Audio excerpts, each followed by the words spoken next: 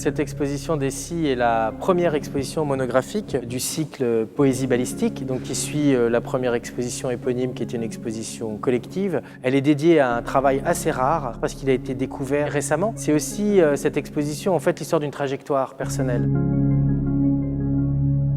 Essy est une artiste qui est arrivée en France dans les années 60, qui a commencé un travail de broderie sur tissu. Elle a fait partie d'artistes femmes de cette époque. Et puis après, un moment de silence où son travail n'a plus été montré, mais qui n'a pas cessé de se faire, de se produire.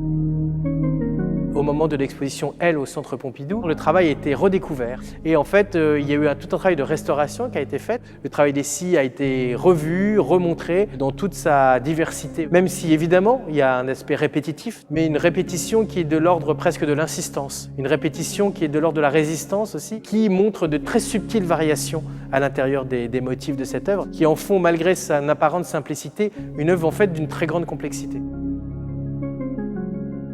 Alors la relation avec la poésie, elle est trouble. C'est d'abord que ça parle au-delà des mots. Et ici, on est dans un rapport qui est une forme d'écriture, mais évidemment qui n'est plus dans la logique du sens. Il y a une logique différente, qui est une logique graphique, qui est une logique qui touche directement. Et puis plus précisément, dans le rapport à la poésie balistique, on a ici, je crois, chez Essy, vraiment quelque chose qui est de l'ordre de la programmatique, la répétition de ce travail, une forme de labeur, presque, un travail manuel, mais qui finit par une forme de poésie, parce que ça échappe à l'entendement, ça échappe à la connaissance, ça échappe à la compréhension, il y a un aspect extrêmement chaotique qui arrive, et cette part du hasard qui est née dans le travail ramène à ce que j'ai cette part que j'avais dit, partie du signal qui échappe au récepteur, mais qui échappe aussi à l'émetteur.